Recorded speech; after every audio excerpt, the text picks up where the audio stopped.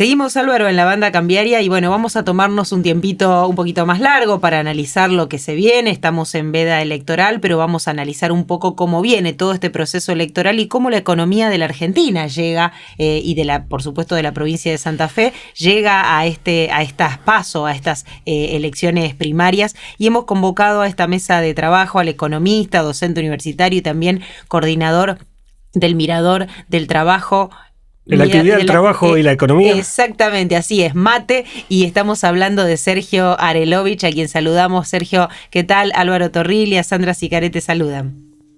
Hola Sandra, hola Álvaro, buenas tardes. Bien, gracias por la invitación a sumarme a esto. No, gracias Sergio, como siempre, por la atención.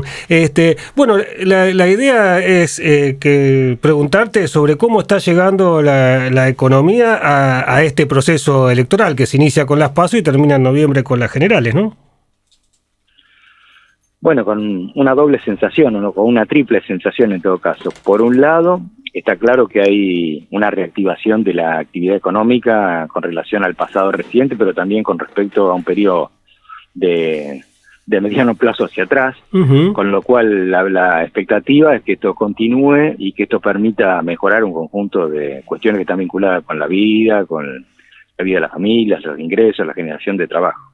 La segunda es que, no obstante esto, el ingreso fijo, en general el salario y las jubilaciones y pensiones están muy por debajo de lo que estaban a finales del 2015, perdieron muchísimo entre el 2015 y el 2019, durante la actual gestión ciclo político, mediados por la pandemia. Al inicio recuperó bastante, pero terminó perdiendo algo al final, con lo cual los ingresos fijos en promedio, los registrados actuales, son más o menos cerca de un 25% menos de lo que eran en términos de poder de compra de los de finales del 2015.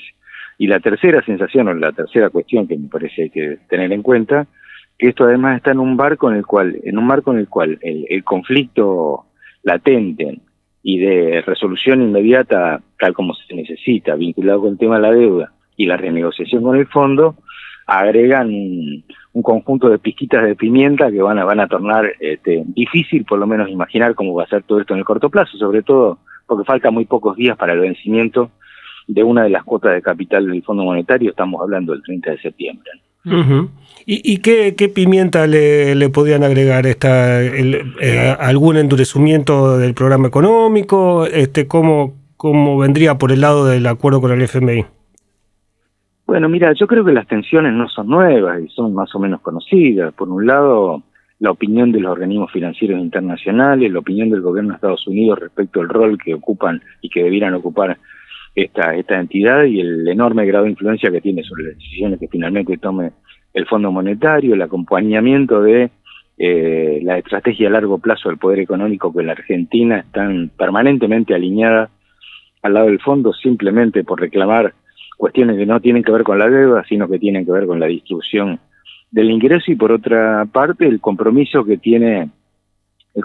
el sentido de las dificultades que tiene para abordar esta cuestión cualquier gobierno, en este caso el gobierno actual, por el tamaño de la deuda, por la imposibilidad de atención de las obligaciones que se suscribieron en el acuerdo con la entidad, y sobre todo teniendo en consideración que, a pesar de que estamos en una época o en un momento de recuperación económica, de ninguna manera llegamos a lo que uno puede asociar a las expectativas, pero esto hace imposible pensar en la atención de esa deuda, porque además no se trata solamente de la deuda con el fondo, sino que se trata también de la renegociación de lo que quedó con el llamado Club de París, y con algo que yo creo que está pendiente desde mucho tiempo de esta parte. Estoy hablando de una deuda de la democracia que supimos conseguir desde el 83 en adelante, que es pensar el sistema financiero, el rol del sistema financiero, la regulación de la deuda pública, la deuda privada sobre la cual en general no se le presta mucha atención, y me parece que está llegando a niveles importantes.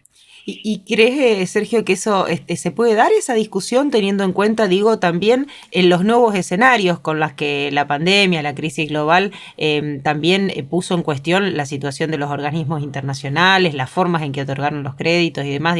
¿Es posible que en la Argentina se pueda dar un debate así más de fondo, como vos decís, de esta deuda que tiene la democracia? Mira, yo no sé, Sandra, lo que sí, yo te diría lo que a mí me gustaría, pero me parece bastante lejos lo que puede llegar a pasar en función de cómo se están moviendo las piezas de este complejo ajedrez. No obstante, en algún momento va a ser inevitable discutir esto, y va a haber que elegir para un lado o para el otro, no hay camino intermedio.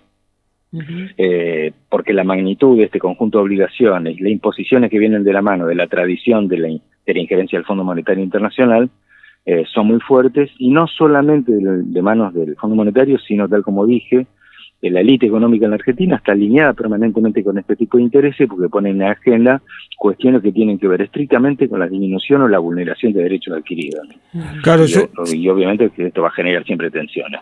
Llama la atención, no sé si va en línea con lo que vos comentás, es que en plena campaña electoral cierra prácticamente el cierre de campaña de uno de los candidatos es para eliminar la indemnización por despido, ¿no? Claro, bueno, es una vieja consigna del poder conservador y del poder concentrado. Además tiene que ver, mejor dicho, cuáles son los condimentos que acompañan esta idea. La primera idea es que quien paga la indemnización no es el empresario, sino un fondo que puede ser un fondo de acumulación de seguro, con lo cual se despersonaliza la relación entre el empleador y el trabajador, que es lo peor que puede ocurrir. Pero apostando a un sistema alternativo como tal como está propuesto, está claro que no le daría lo mismo que conserve o que no conserve el tamaño de la indemnización, sino que está apuntado a que la indemnización termine siendo menor, o inclusive recortada, o inclusive nula en determinado tipo de situaciones. Acá pareciera que el derecho de propiedad es inalienable y hay que respetarlo, etcétera, cuando se trata del derecho del poder económico, pero cuando el derecho de propiedad afecta los derechos adquiridos respecto del poder de compra del salario, el derecho a reclamación judicial para el caso de los trabajadores y las trabajadoras en todo caso de vulneración de derechos, acá el derecho de propiedad no existe. O sea, existe solamente el derecho de propiedad sobre las cosas, pero no los derechos de la propiedad sobre las personas, que se ven afectadas cuando no tienen otra alternativa que recurrir a la fuente que la justicia brinda en el caso de la Argentina, ¿no? ¿Y crees que el escenario de pandemia puede también o que estas cuestiones que por ahí se ponen sobre la mesa, que son viejas, que son históricas, quizás de un sector de la economía y de grupos empresarios, se ponga sobre la mesa en esta discusión sobre una nueva forma del mundo del trabajo o del mercado laboral a partir de la pandemia? Se habla mucho de la virtualidad, del teletrabajo, ¿va a haber un nuevo escenario laboral post pandemia una vez que se pueda salir de esta situación y con estos condimentos, o hacia dónde iría, ¿no? Sí, la verdad no sé, a mí también me encantaría tener una precisión sobre eso. Sí, uno puede hacer la descripción de las transformaciones que ha habido, y por ejemplo yo podría decir así en voz alta: el trabajo remoto hace rato que existe. El teletrabajo es una forma particular del trabajo remoto. ¿Qué significa? El trabajo remoto es aquel que se supone se desarrolla por fuera del establecimiento central en el cual se desarrollan las actividades. En el caso de la industria textil, uno puede decir que el trabajo remoto es tan viejo como existe toda la tercerización de servicios en manos de costureras y costureros que hacen su laburo en casa. Claro, los talleres. Entonces, sí, los talleres, como lo quieras llamar. Y sobre eso en general no ha habido regulación de ninguna manera, se ha naturalizado este tipo de trabajo remoto. El teletrabajo es una forma de trabajo remoto, porque implica que no hay desplazamiento ni de personas ni de cosas. La pregunta es, bueno, ¿y esto se va a sostener? Yo creo que en alguna medida esto se ha ido consolidando mucho antes de la pandemia, en todo caso acelerado como consecuencia de la pandemia, y pidió la cuestión de la presencialidad. Y yo no tengo duda en ese sentido que un conjunto de actividades van a combinar la continuidad del teletrabajo tal como se ha desarrollado en este año y medio de la pandemia, y otras van a ser mixtas, digamos, en el sentido de que va a haber cierta presencialidad y cierta virtualidad. Un caso particular, por ejemplo, es el tema del rol que las fintechs están ocupando en competencia con lo que hacen el trabajo bancario, el trabajo financiero fundamentalmente, y puede ver uno acá. Y bueno, que hoy el personal, por ejemplo, de los bancos es más o menos un 20% menor al que había en 1994, 20% menor. Ahora, si compara el número de operaciones que por trabajador o trabajadora se desarrollan en el ámbito de la actividad bancaria, se ha multiplicado en forma exponencial. ¿Por qué? Bueno, por la incorporación de nuevas tecnologías por un lado, pero también por la incorporación del teletrabajo, que en general, en el caso de la actividad bancaria, se ha construido sobre la base de tercerizaciones. Miremos nomás la provincia de Santa Fe, digamos, el banco, la entidad financiera que ocupa el lugar de agente financiero del Estado provincial, que es una entidad privada, tiene un conjunto de sociedades satélites que conforman un conjunto de actividades de manera tercerizada, sustituyendo a lo que antes hacían los propios trabajadores y trabajadoras bancarias. Claro. Entonces no tengo ninguna duda que esto se va a explayar. También es cierto que esta es la oportunidad de rediscutir de una perspectiva de defensa de derechos adquiridos de trabajadores y trabajadoras los convenios colectivos de trabajo, antes que el mercado lo haga por fuera de la negociación en términos de paridad. Claro. Te vuelvo al tema electoral. La economía va a pesar, ¿entendés?, en la decisión, digamos, del proceso electoral, tanto ahora en las PASO como en las generales. La verdad no sé, Álvaro. A ver, que una respuesta para dejarme contento, podría decir, bueno, en algunos casos sí, en otros no. Ahora, no sé.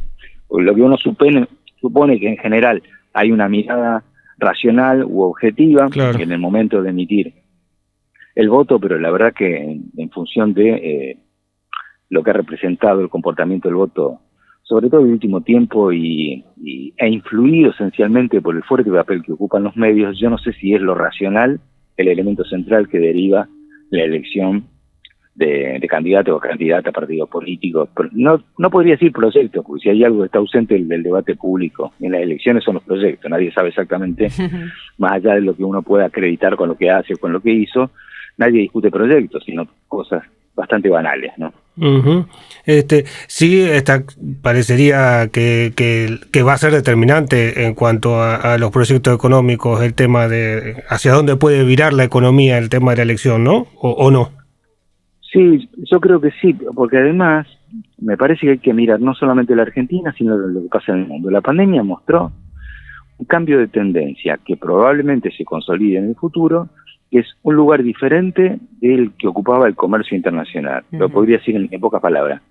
El registro más antiguo que se conoce desde el punto de vista homogéneo respecto del tamaño del comercio mundial es después de que se creó el GATT, en 1947. Estamos hablando de 1948. En ese momento, más o menos, de cada $100 de Producto Bruto Mundial, $6 se vendían en mercados diferentes de lo que se producía, o sea, se exportaban a otros lados.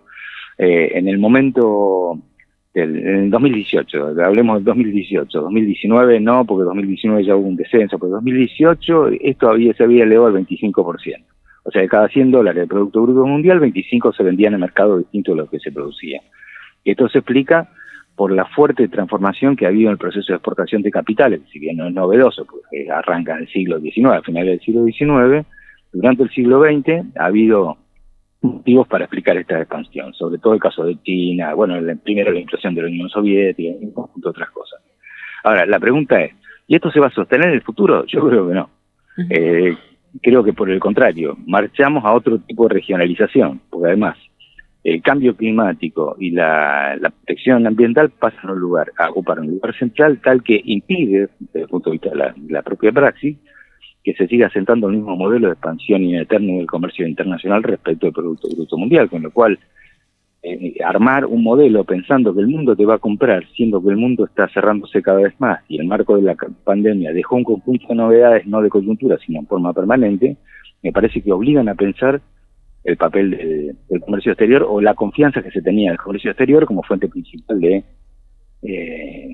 generación de trabajo, empleo, incremento de divisas. Y ahí, Sergio, vos hablabas de la regionalización. Digo, la Argentina y los países de la región deberían rever un poco frente a todo esto la vitalización del Mercosur, digo, que ha estado bastante vapuleado en este último tiempo.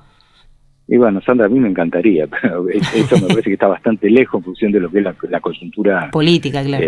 Política, ¿no? Donde Brasil es imprescindible que esté adentro y Brasil está donde está, ¿no? Con lo cual nadie sabe lo que va a pasar.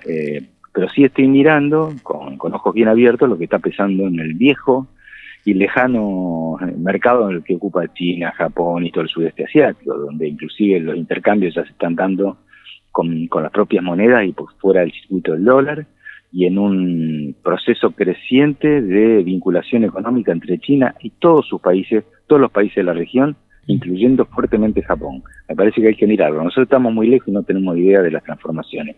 Pero eso me parece puede exhibir el tenor de algunas transformaciones de asentamiento o de fortalecimiento del comercio regional e intrarregional, a diferencia de lo que fue en general el comercio hasta por lo menos 2014, 2015, digamos, con posterioridad a la crisis del 2012 en Europa. Uh-huh. Y eso obliga a nivel interno a rediscutir un montón de cosas, ¿no? En relación a la forma, al modo de acumulación, al rol del Estado, a las relaciones sociales todas. Sí, a ver, ¿dónde vamos a seguir apuntando? ¿Exportar toneladas o exportar de valor agregado? Claro. Uh-huh. La discusión de la hidrovía y la discusión del Paraná es para ver, hay que hacer más dragado para que entren barcos más grandes para abaratar el costo. Pero esto tiene como cuestión central que plantea como resolución que estamos exportando grandes toneladas, de cantidad de toneladas. Yo creo que hay que repensar esto. Claro, más el valor y menos volumen. Grandes cantidad de toneladas. Tenemos que exportar mayor valor agregado, ¿no? Grandes cantidades de toneladas. Esto también, digo, en discusión la otra cosa. Digo, esto también echa por tierra esta cuestión de que el crecimiento solo viene del lado de la exportación y como vos decías, y eso es después el derrame genera trabajo y crecimiento. Digo, hay que rever también ese modelo planteado como el modelo de crecimiento o desarrollo, ¿no? Sí, pues además sabemos que no funciona y que es totalmente parcial. Yo siempre digo, ustedes van a estar aburridos de escucharme en este sentido.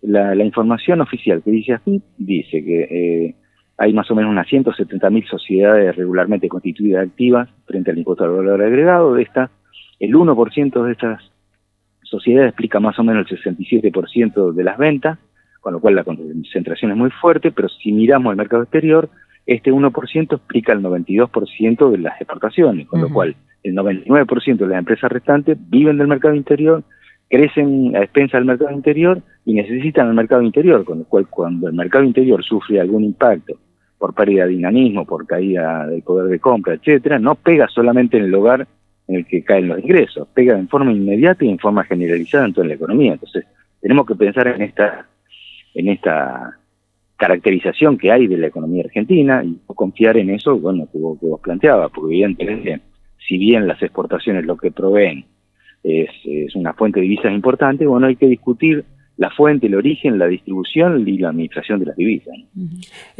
Uno ve, no sé si coincidís, que hay ciertas diferencias, me parece que a mí me resultan evidentes entre el oficialismo y oposición, que de alguna forma, por más que se exprese más o menos, están en juego un poco en este proceso electoral. Pero después viene otra discusión también que es dentro del propio oficialismo con respecto a estos temas, ¿no?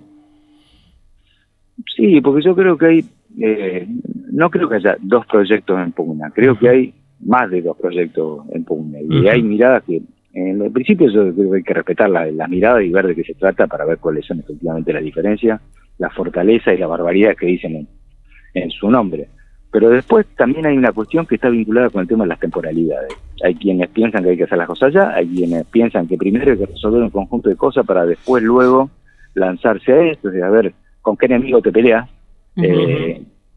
Yo creo que son legítimas todas las estrategias. Después cada uno se tiene que hacer cargo de los resultados en función de la estrategia elegida, pero para mí hay cosas que son impostergables y que hay que abordar en forma inmediata. Una de ellas es el tema de las inversiones extranjeras, y otra de ellas es el tema del rol del sistema financiero. Nosotros no podemos seguir con ambos grupos normativos nacidos en dictadura,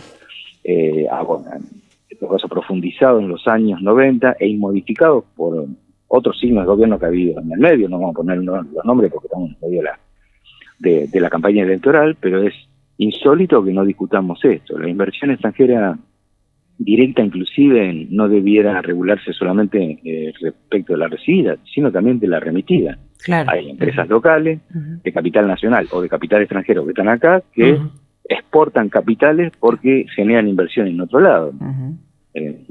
Yo no estoy hablando de prohibirlo, pero digo, esto debiera estar sujeto a algún tipo de regulación. Mira, justo hoy de la mañana, por varios motivos, que estamos trabajando con un conjunto balance con la gente del mate, estaba mirando el balance de Bioceres. Bioceres es una empresa de Ocampo 210, está de acá de Rosario, pero cotiza en la bolsa de Nueva York. Bueno, para cotizar en la bolsa de Nueva York es una sociedad que tiene sede en Islas Caimán. Claro, como no está prohibido, por defecto está permitido. Ahora, el impacto que tiene que vos tengas una extranjerización de los centros de administración de buena parte de la acumulación de capital que hay en Argentina, bueno, no puede dar un resultado diferente de aquel que nosotros consideramos fuga, que de fuga no tiene nada porque es legal. Claro. Entonces, no se puede no discutir, no se puede postergar esto. Sergio, te agradecemos. Bueno, ha sido una charla, por supuesto, un poco más distendida sobre temas más que tienen que ver con el largo y mediano plazo, ¿no? Pero siempre es un gusto charlar con vos aquí en la Banda Cambiaria, así que será hasta la próxima, te decimos. Hasta la próxima, gracias a ustedes. Gracias, hasta pronto.